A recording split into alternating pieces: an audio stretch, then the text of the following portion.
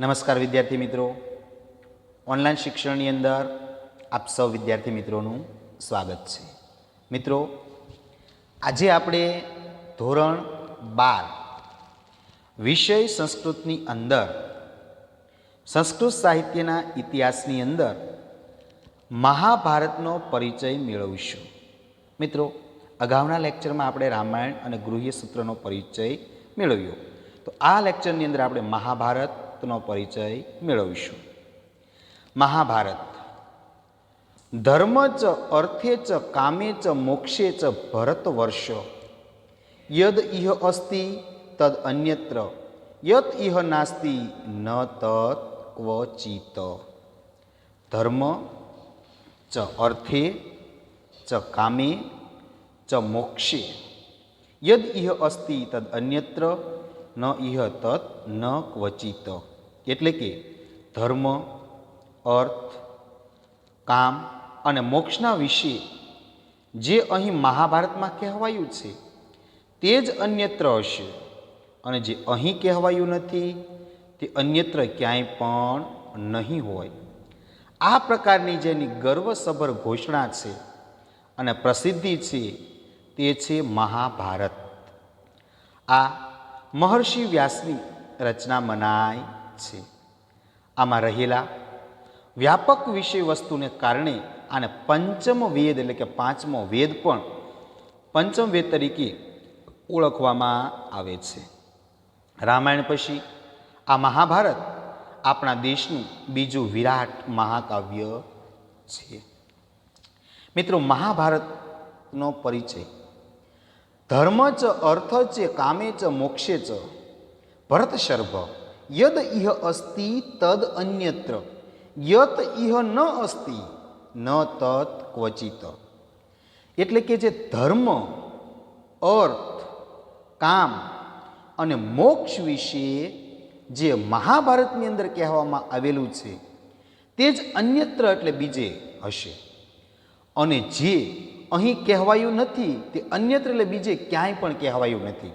એટલે મહાભારતની અંદર જે વસ્તુ કહેવાયેલી છે તે જ આખા વિશ્વની અંદર કહેવાયેલી છે. મહાભારતની અંદર જે કહેવાયેલું નથી એ બીજે ક્યાંય પણ કહેવાયેલું નથી. તો આવા પ્રકારની જેની ગર્વસભર આપણે ગર્વ કરવાનું મન થાય એવી ઘોષણા અને પ્રસિદ્ધિ છે એ જે ગ્રંથ છે તો એ છે મહાભારત.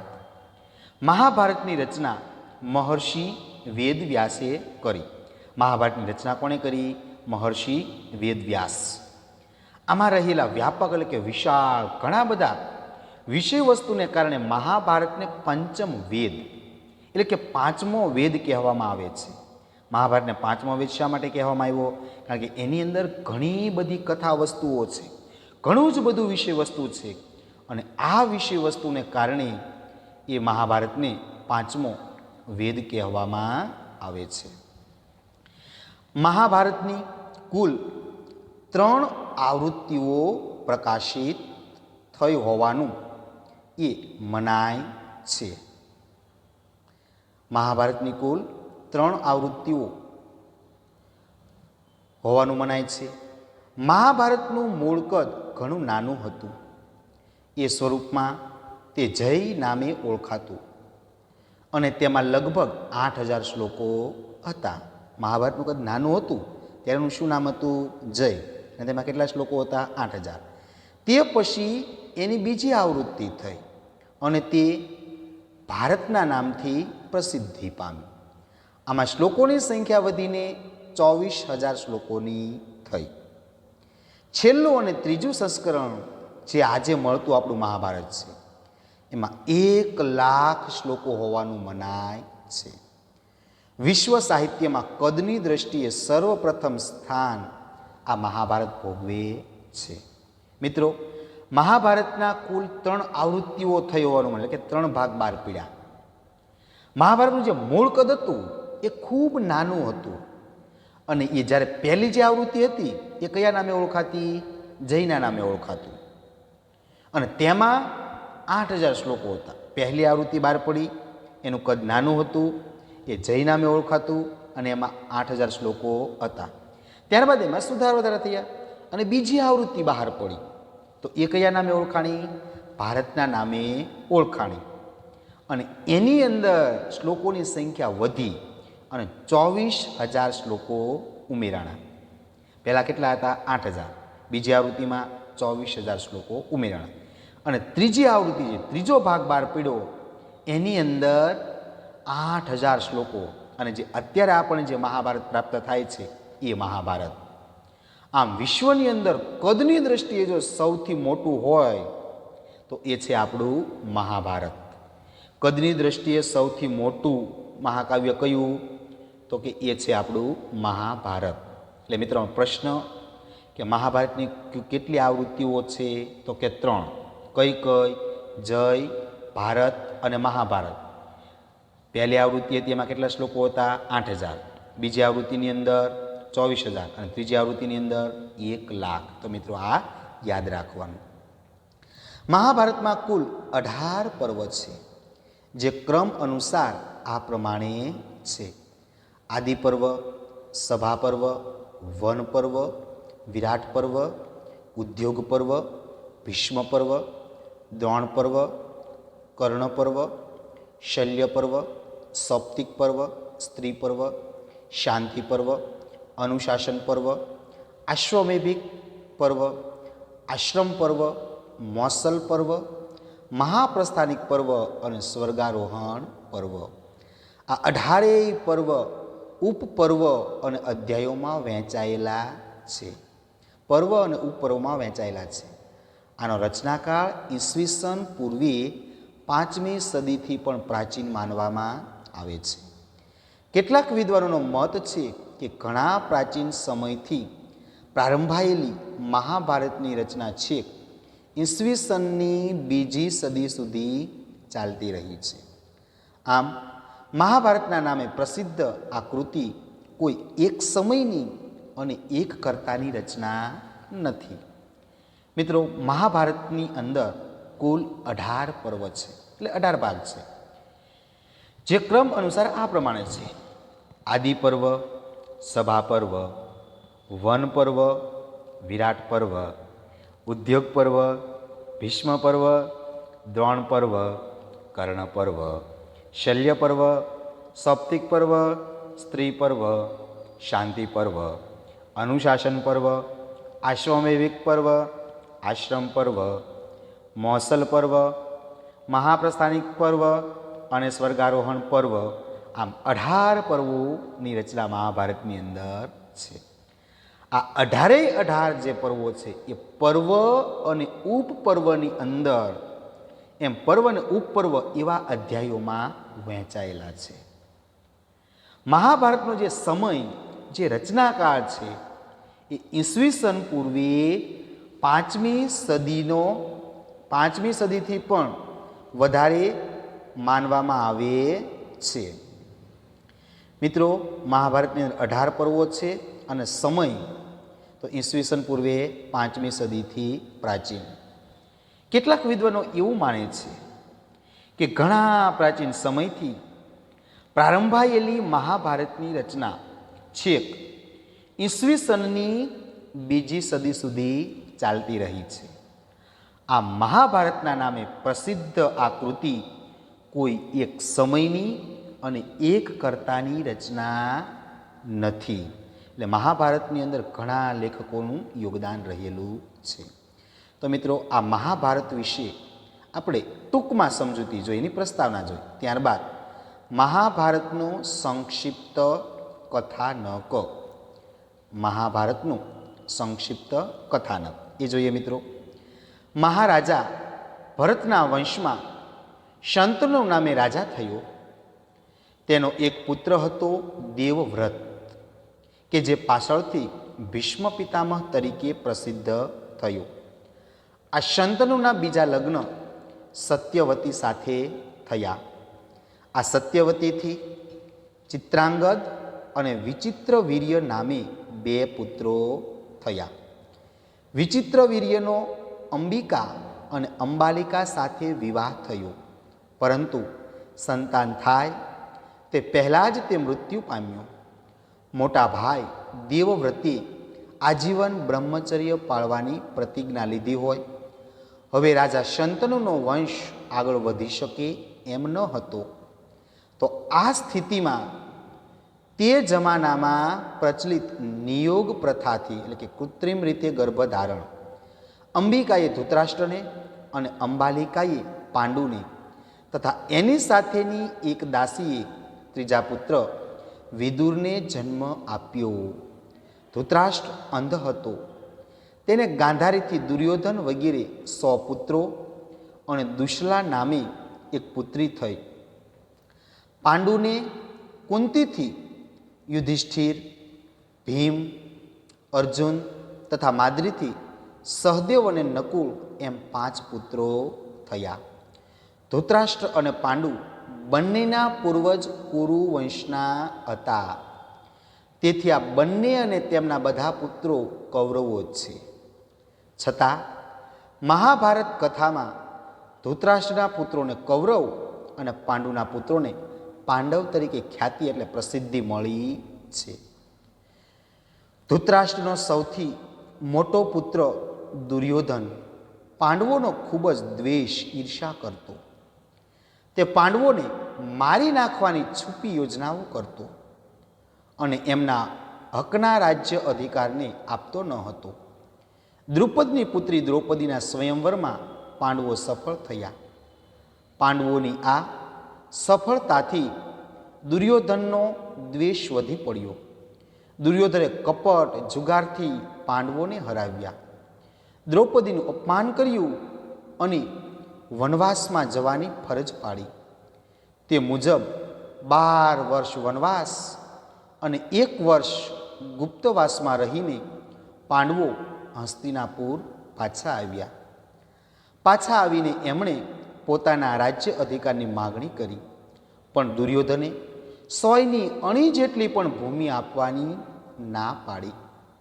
શ્રી કૃષ્ણ વચ્ચે રહીને સમાધાનનો ઘણો પ્રયત્ન કર્યો.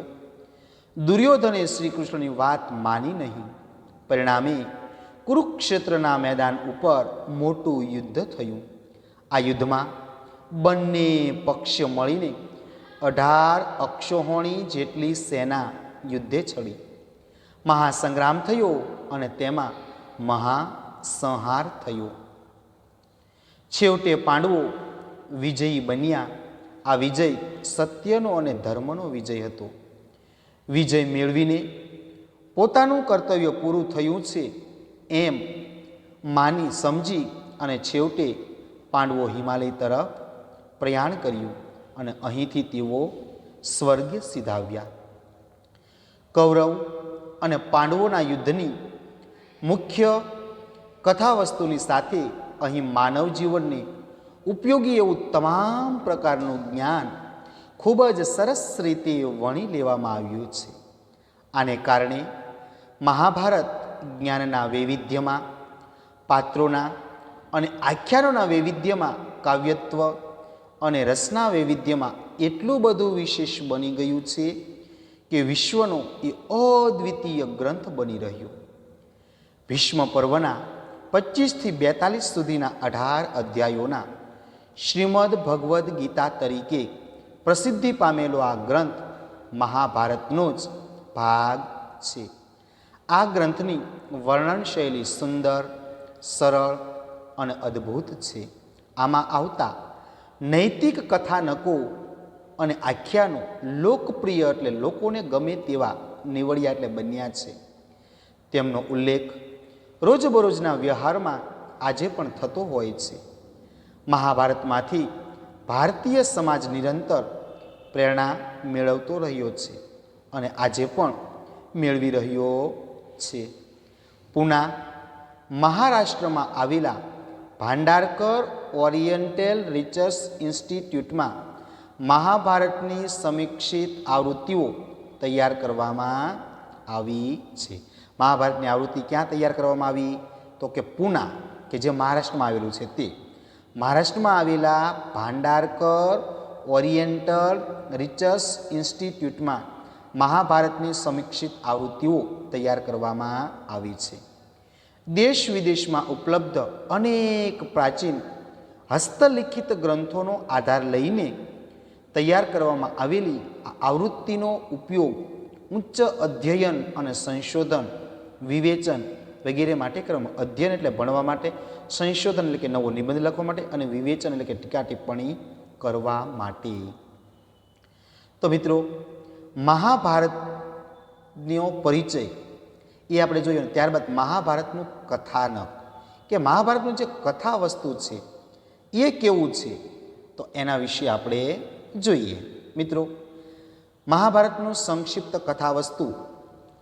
મહાભારતના મહારાજા ભરતના વંશમાં શાંતનુ નામે એક રાજા હતો અને તેનો એક પુત્ર હતો દેવવ્રત.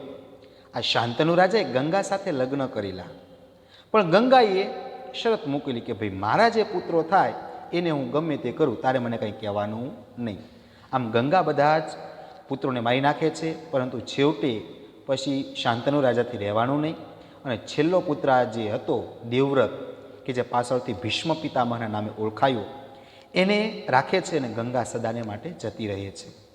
ત્યારબાદ આ શાંતનુ રાજા એ બીજા લગ્ન સત્યવતી સાથે કરે. એ પણ એવી પ્રતિજ્ઞા કરે છે કે પોતાનો પુત્ર જો એ હસ્તિનાપુરનો રાજા બનાવવામાં આવે તો એની દીકરીના લગ્ન એ શાંતનુ રાજા સાથે કરાય. એવા સત્યવતીના પિતાએ શરત મૂકી.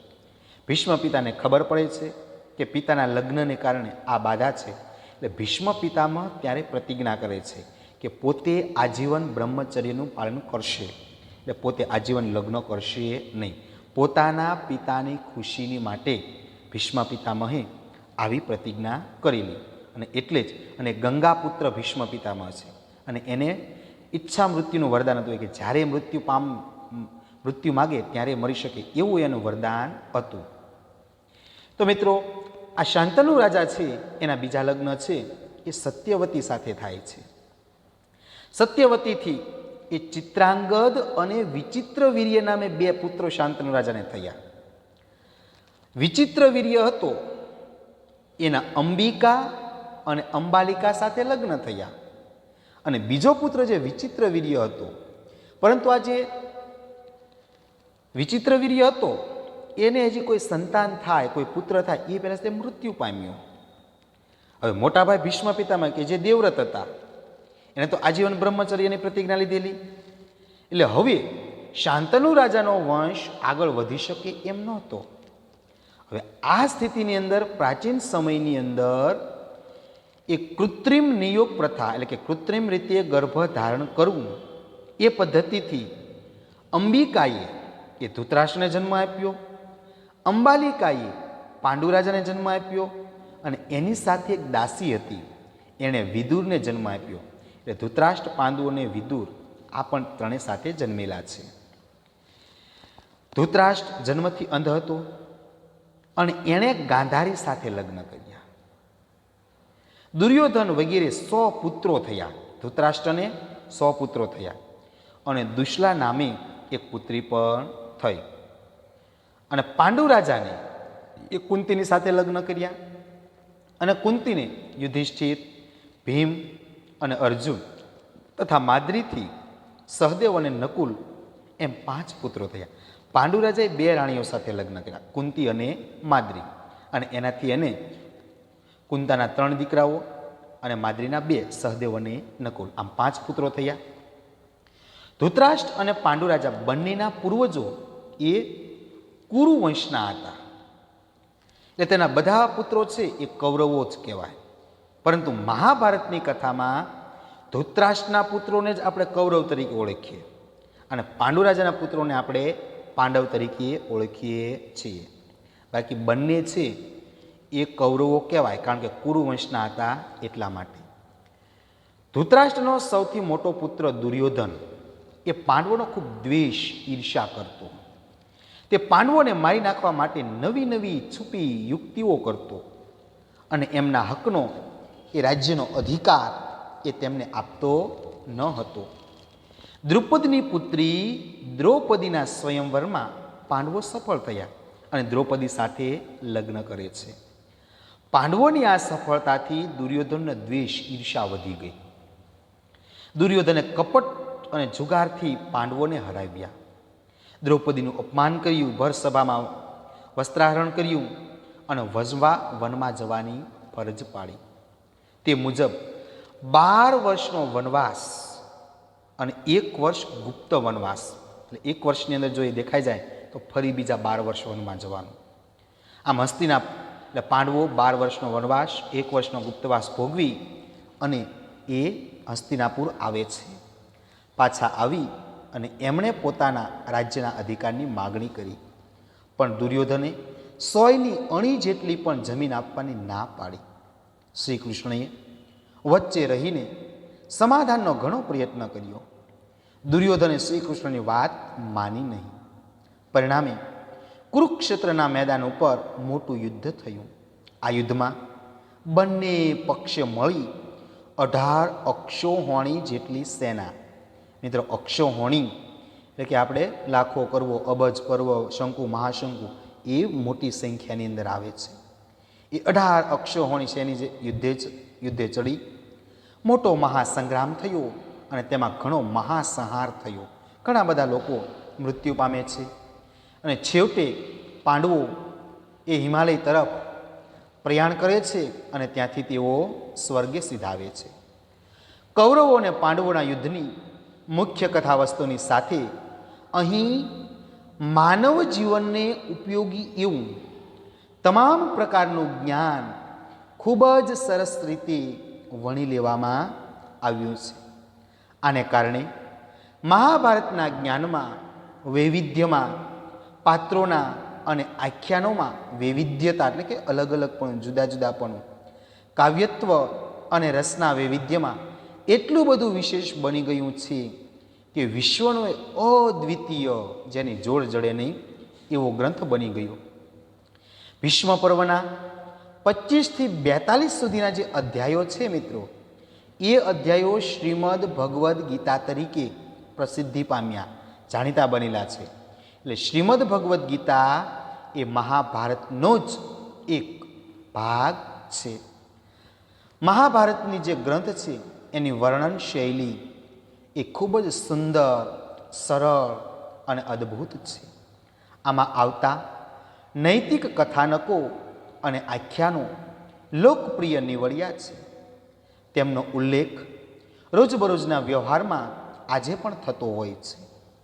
મહાભારતમાંથી ભારતીય સમાજ નિરંતર પ્રેરણા મેળવતો રહ્યો છે અને આજે પણ એ મેળવી રહ્યો છે. પૂના કે જે મહારાષ્ટ્રની અંદર આવેલું છે, તેમાં આવેલા ભાંડારકર ઓરિએન્ટલ રિસર્ચ ઇન્સ્ટિટ્યૂટમાં મહાભારતની સમીક્ષિત આવૃત્તિઓ તૈયાર કરવામાં આવે છે. મિત્રો, પ્રશ્ન પૂછાય કે મહાભારતની સમીક્ષિત આવૃત્તિઓ ક્યાં તૈયાર કરવામાં આવે? તો પૂનાની અંદર, પૂના મહારાષ્ટ્રમાં આવેલા ભાંડારકર ઓરિએન્ટલ રિસર્ચ ઇન્સ્ટિટ્યૂટમાં આ મહાભારતની આવૃત્તિ તૈયાર કરવામાં આવી. એટલે મહાભારતના પુસ્તકો ક્યાં તૈયાર કરવામાં આવે? પૂનાની અંદર ભાંડારકર ઓરિએન્ટલ રિસર્ચ ઇન્સ્ટિટ્યૂટ, આ સંસ્થાનું નામ છે મિત્રો. એ સંસ્થાની અંદર મહાભારતની આવૃત્તિ તૈયાર કરવામાં આવે છે. દેશ વિદેશમાં ઉપલબ્ધ અનેક હસ્તલિખિત જે દેશ વિદેશની અંદર ઉપલબ્ધ અનેક પ્રાચીન હસ્તલિખિત ગ્રંથોનો આધાર લઈ અને તૈયાર કરવામાં આવેલી આ જે આવૃત્તિ છે, એ આવૃત્તિ એ ઉચ્ચ અધ્યયન એટલે કે ઊંચા અભ્યાસ માટે, સંશોધન, જે મિત્રો પીએચડી કરતા હોય એના માટે સંશોધનનો એક વિષય આવે, તો સંશોધન માટે અને વિવેચન વગેરે માટે કરવામાં આવે છે. તો મિત્રો, અહીં આપણે મહાભારત વિશે સંક્ષિપ્ત નોંધ આપણે જોઈ. તો મિત્રો, પ્રશ્ન પૂછાય કે મહાભારતનો પરિચય આપો અથવા મહાભારત વિશે પરિચયાત્મક નોંધ લખો. મિત્રો, 4 માર્ક્સની અંદર આ મહાભારત વિશે પ્રશ્ન પૂછાય, તો એની અંદર આપણે આ લખવાનું. મિત્રો, આ મહાભારતમાંથી આપણે મહાભારતના રચયિતા કોણ? કે મહર્ષિ વેદવ્યાસ. એની રચના, એની અંદર કેટલા પર્વો? 18 પર્વો છે, એ યાદ રાખવાનું છે. એનો સમય, એનું કથાનક અને ત્યારબાદ એ કઈ સંસ્થા દ્વારા એ તૈયાર કરવામાં આવે છે એ આપણે યાદ રાખવાનું છે. તો મિત્રો એટલું આપણે આ મહાભારતના પરિચયની અંદર એ લખવાનું છે. તો મિત્રો અહીં આપણે આ લેક્ચર પૂર્ણ કરીએ છીએ.